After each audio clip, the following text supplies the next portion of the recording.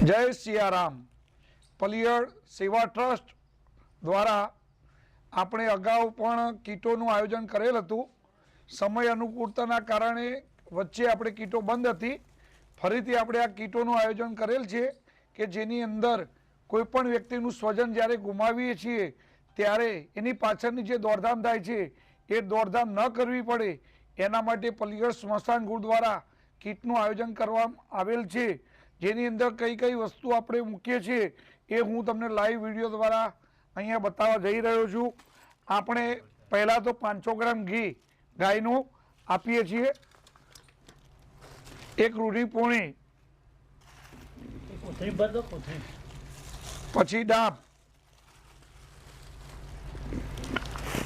એક નરાસડી, એક ગંગાજળ, ચંદન,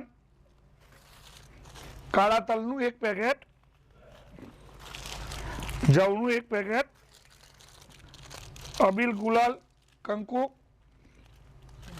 એક માચીસ, આની અંદર તુલસીની માળા, અત્તર, કપૂરની ગોટી, એક ચપ્પુ, તાંબાનો સિક્કો, ₹1 રૂપિયો અને ચંદન. આ આખું પેકેટ આપીએ છીએ. એક આપણે અગરબત્તી, પછી જે દોરી વપરાય છે એ આપણે મૂકીએ છીએ એની અંદર. એની સાથે એક કાળી ધોણી જે તાર બાંધેલો તૈયાર કરીને આપીએ છીએ. એની સાથે સાથે એક વ્હાઈટ કલરનું કફન, અંદર એક સાડી,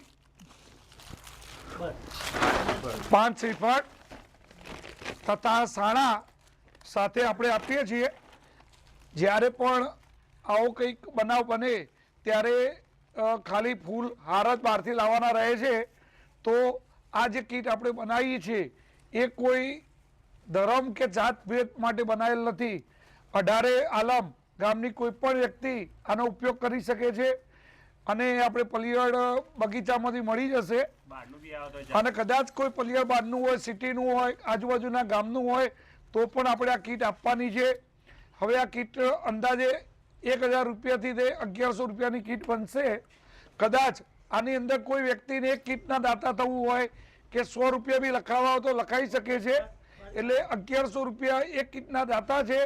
તો ગામની અંદર આ પુણ્યનો માર્ગ છે. આ કીટમાં જે પણ દાતા થવું હોય એ થઈ શકે છે. જો આપણને દાતા મળશે તો કીટનો લાભ વિનામૂલ્યે આપીશું. તો અને જે દાન આવે આપણે સેવામાં જ વાપરવાનું છે. તો પલિયડ ગામની અંદર 2026માં નવા પ્લાન સાથે ખૂબ જ સેવાના કાર્યો કરવાના છે. તો કીટનું કાર્ય અત્યારે અહીંયા તમારી રૂબરૂ જે બતાવ્યું એ આપણે અહીંયા ગામની અંદર ફરીથી આ સેવા ચાલુ કરેલ છે. આજુબાજુના ગામમાં પણ આ વિડીયો અમારો મૂકજો જેથી બીજા ગામવાળા અમારી પ્રેરણા લઈને આ બનાવે. આ વસ્તુ કેવી છે કે ભાઈ કોઈ પણ મૃત્યુ, મરણ અને જન્મ એ તો વિધિના લેખ છે, બરાબર, કોઈ રોકી શકવાનું નથી. એટલે આ કીટનો ઉપયોગ બને ત્યાં સુધી ઓછો થાય એવી જ પ્રભુને પ્રાર્થના કરીએ છીએ.